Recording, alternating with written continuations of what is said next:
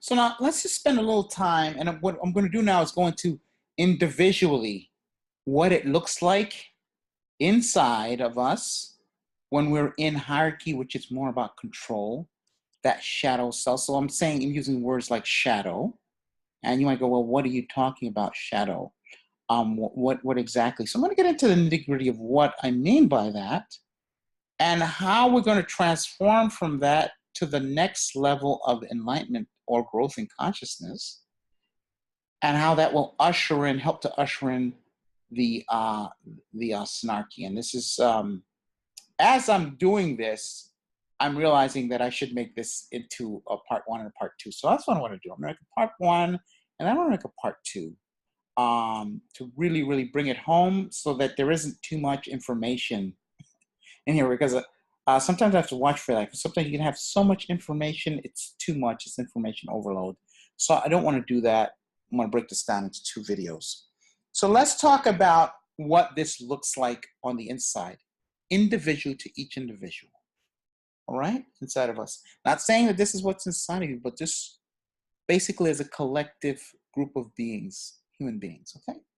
So when we talk about the shadow aspect, or in this case, hierarchy and control, and them being the lowest form of which we can organize, we're going to talk about what that looks like down on each individual level and the collective level of humanity.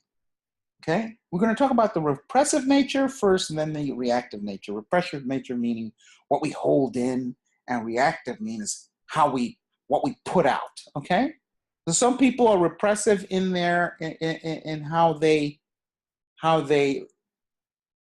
play out the shadow, and some people are reactive. Some people hold things in, and some people just explode all the time. So let's talk about what the repressive nature of this looks like, okay? And I'll use the reference here of the gene keys as well, and I'll do a little reading, okay? Now, all repressive natures are based upon the denial of personal power. Very important.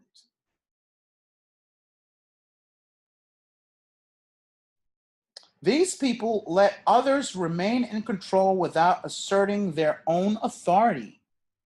Added to this, the repressive nature has a tendency to defer control to life itself,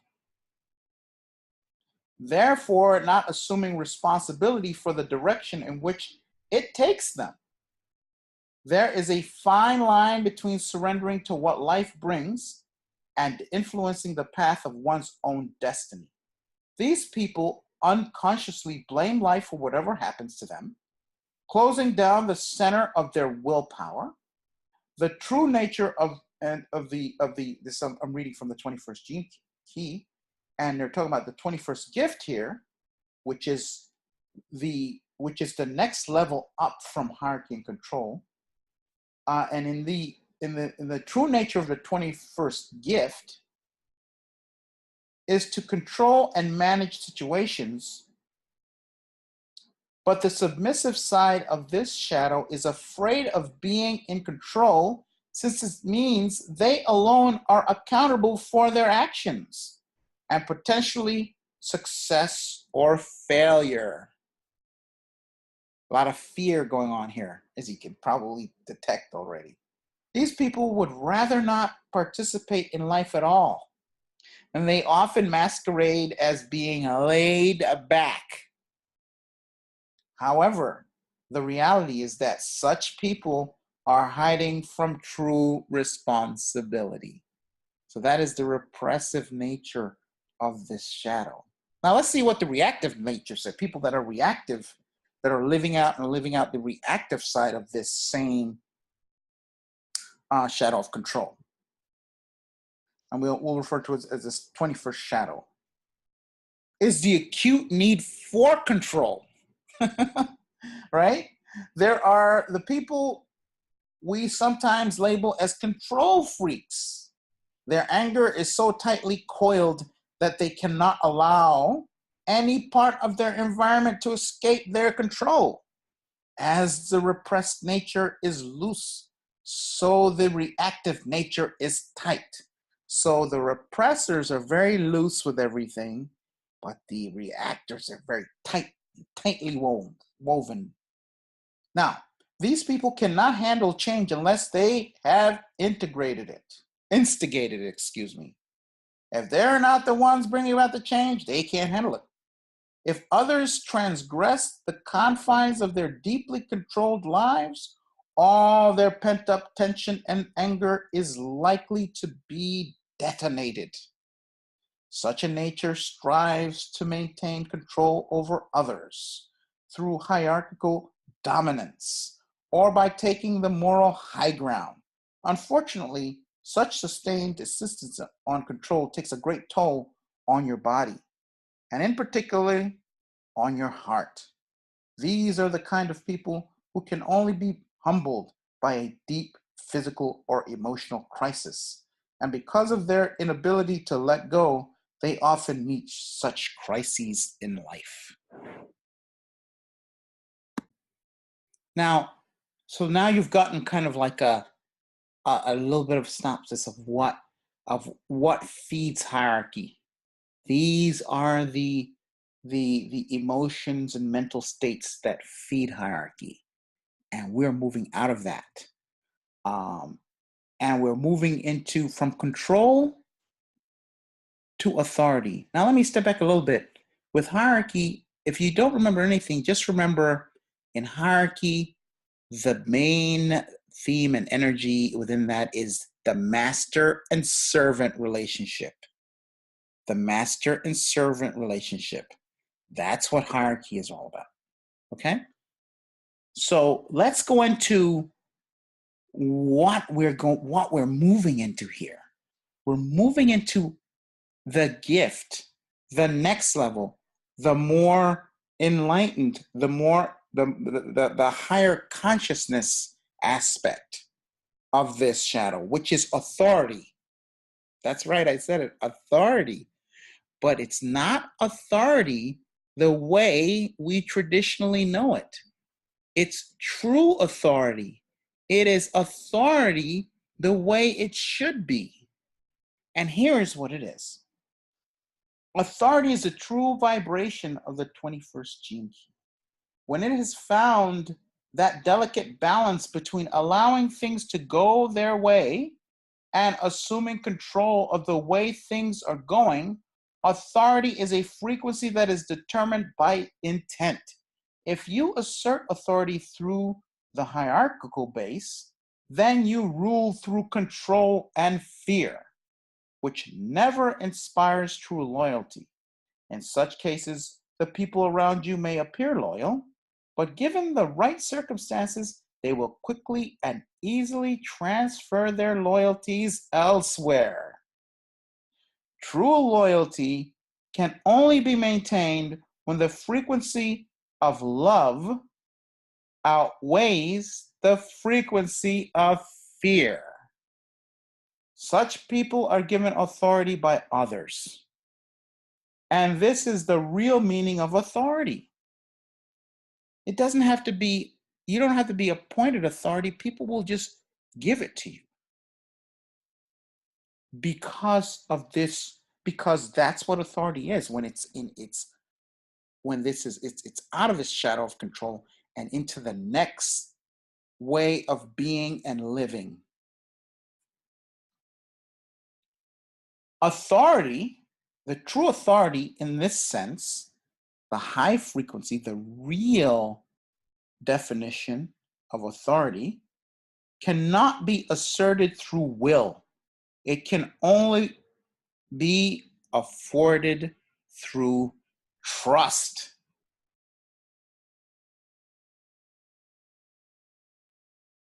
Authority is a phenomenon within the auric field. That's the energy that we put out of our what we put outside of our bodies all the time. Some can see it, and it's now detectable. There are machines that can detect the auric field, and that takes place between one individual and another, or between an individual and a group. True authority unites rather than controls. This can be understood well by the archetype of, I just talked about it, the master and slave archetype, how that's control and fear. But with authority, authority unites, and its bedrock is love.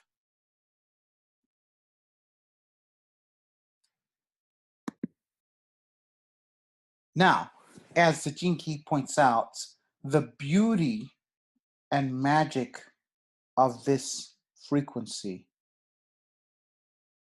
and gift occurs when both sides of a relationship, no matter what that relationship is, surrenders to each other. When the authority becomes the servant and the servant becomes the authority, then the relationship really hums with power. On the outer planes meaning the reality that we're in right now, the one that you're in watching or listening to this video right now, the outer planes, it may appear to be one-sided. It may appear to be one-sided out on this plane. But if you watch this video, you know I always talk about many aspects of reality. We exist in many realities at the same time. And on the inner planes, the aspect of our other realities, the balance of power is reversed. Only when this happens does the real meaning of authority become clear. In large groups, communities, companies, and even armies, if the authority figure represents and connects with all of their subordinates, they will inspire the kind of loyalty that strongly binds the group. So we can see a few patterns going on here. In this new way of authority in the higher frequencies, it's not about control and fear. It's about uniting. It's about surrendering to each other. It's about unification. And so that's some of the crux. And like I said, I'm not going through every detail of everything here. I just want to sort of like go over sort of like the basics of how the synarchy will be brought into being. Okay? And sort of bring in the understanding, or at least the initial understanding, because sometimes understanding has to work in layers. You get one part of it, once you have that down, then you can get to the deeper layer, then you have that down, then you get to the next layer and the next layer, and all of a sudden it's completely understood. And often when we try to understand everything at one time, it ends up being a total mess, and we end up going, oh, that's not a good idea. Well, that's because it was taken in inappropriately. And something like this, a subject like this, is something that must be taken in slowly. No judgment, just look slowly and watch. Observe it. Don't let the ego get a hold of it and make a decision for you about it without actually, taking time and observing it. So when we have a situation, and I say high frequency because this is the key, because this can't happen in low frequency situations. It won't even develop in that kind of situation. But when a synarchy is at its high frequency, in authority and out of control and in true authority, what happens is in these kinds of relationships and organizations that work at this high frequency, what happens is the person in authority simply becomes the conduit of the will of his or her followers. And when that happens, there's a sort of a transcendence just automatically occurs. Such relationships are based on kinship rather than kingship. They're based on kinship rather than kingship. And what we end up having is those who are in authority are in constant communion with those who they are leading. Constant communion meaning they are always in touch. They're always on a level of understanding the needs of every single person in that organization. And that's the flawlessness of this kind of consciousness. Because what I'm talking about here is a consciousness which, to break it down even a little further, a way of being and living that doesn't require any thought. It just is. So when you're in a certain consciousness, you don't wake up and decide. Every decision you make has the underlying consciousness of, in this case, authority within the results. So it's always considering everyone, and it's always considering what is best for the group and best for everyone involved. And only when this merging and transcending of cultural stereotypes occurs can the highest spirit incarnate into a human group. So when this happens, that's when we'll be in a synarchy. And we go on to talk a little bit about hierarchy is basically one of the oldest human wounds. It's one of our oldest wounds. And so it's one of those wounds that is well on its way to healing. That's a good thing. And so the only thing that can heal a wound like that, friends, is love. The only thing that heals a wound like that is love. Okay? And to activate the higher frequencies within this gene key, or within the situation, within authority, you must have great courage. Because you're going to have to face, if you remember the repressive and the reactive that I talked about a little earlier, it takes courage to face those and face yourself and start cleaning out the trash, doing the inner work required to do the healing within yourself. And by healing yourself, you heal the planet and you heal the collective consciousness of all humanity. That's how you do it. You do it within you. You do it within yourself. And that takes courage. It takes a powerful human being to surrender completely to another, whether through authority or submission. The fact is that surrender makes authority submissive and submission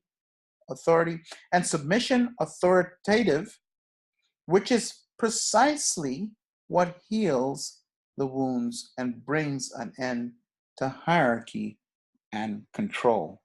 Just read the end of that there. So as we can see, this is I've covered what the synarchy is, how it's going to come about, what we're going to do on an individual level to bring it about, and we're doing so. It's already happening in many of us, and as we awaken and start to really see how beautiful our future and even indeed our present, once we start raising our frequencies, shifting our vibration, seeing the world as something that we are in control of and not something that is in control of us. And when we defeat those that want to tamp us down from awakening, we can relieve them of their hierarchy and bring in our own through our frequency, bring in what is most beneficial to us. And in so doing, this is how we change the planet. Okay, so stay tuned. I will have part 2 coming up in the next video. And so share, like, and subscribe. And until the next one, remember to defy the taboo against finding out who you really are.